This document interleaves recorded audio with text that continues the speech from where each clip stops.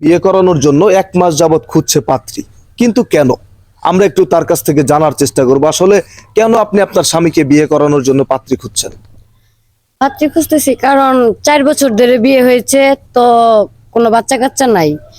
তো আমাকে অনেকবার ডাক্তার দেখাইছে বা ও নিজেও ডাক্তার দেখাইছে, ওর সবকিছু ঠিক আছে, কিন্তু আমি কখনো মা হতে পারবো না। এই কারণে আর কি, এইভাবে তো আর চলা যায় না, একটা বাচ্চা ছাড়া সংসার একদম নিঃস্ব। তাই ভাবছি যে যেহেতু আমার হয় না, তো আমি আমার স্বামীকে আবার একটা বিয়ে করাবো।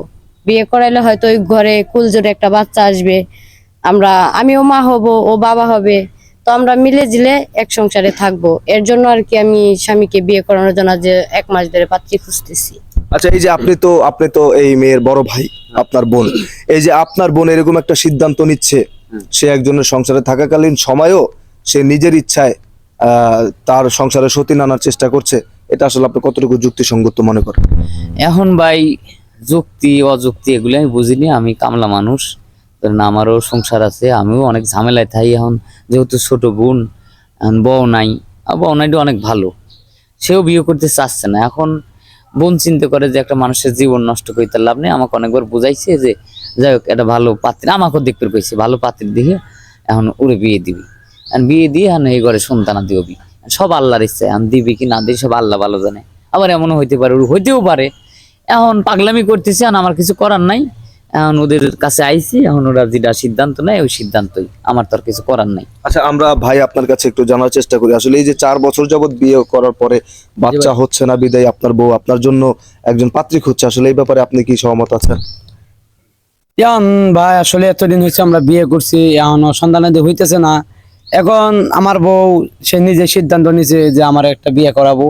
এখন বিয়ে করাইলে তো আমার তো আর কোনো সমস্যা নাই, প্রবলেম নাই। বিয়ে করলে করবো, সমস্যা কি? সে যদি খুশি থাকে আমিও খুশি। আচ্ছা, এই যে আপু আপনি একটা কথা বলেছেন যে আপনার স্বামীকে বিয়ে করালে কোলজুড়ে একটা বাচ্চা আসবে এবং সেও বাবা হতে পারবে এবং সেই বাচ্চার সুবাদে আপনিও মা হতে পারবেন। আসলে সতীনের বাচ্চাকে কি কখনো নিজের বাচ্চা হিসেবে গ্রহণ করা যায়?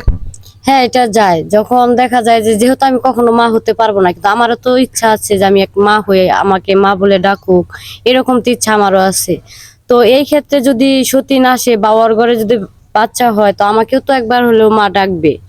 এর জন্য আমার কোনো নাই, এর জন্য আমি আমার জামাইকে আবার বিয়ে করাবো। কিন্তু বিয়ে করাবো ঠিক আছে, আমরা ভালোবেসে বিয়ে করছিলাম, তো আমি তাকে বাচ্চা দিতে পারছি নাই।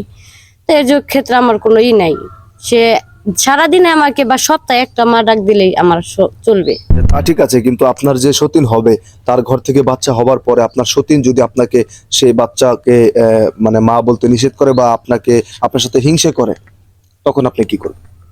তখন আর কি করব, সবই হয়েছে ভাগ্য। এখন যদি আমার ভাগ্যে ওটা না থাকে, করার তো কিছু নাই। যাই হোক ভাই, এই যে আপনার বউ সবকিছু জেনে শুনেও কিন্তু সব মেনে নেওয়ার চেষ্টা করছে, তারপর ওনার একটাই দাবি আপনাকে বিয়ে করাবে, আপনি কি বিয়ে করতে রাজি? হ্যাঁ, অবশ্যই বিয়ে করতে রাজি। দর্শক, আপনারা দেখতেই পেলেন যে বউয়ের বাচ্চা হয় না বিদায় নিজের স্বামীকে নিজ ইচ্ছায় বিয়ে করাবে, নিজ ইচ্ছায় ঘরে সতীন আনবে। তার দাবি হচ্ছে সতীনের বাচ্চা তাকে মা বলে ডাকবে।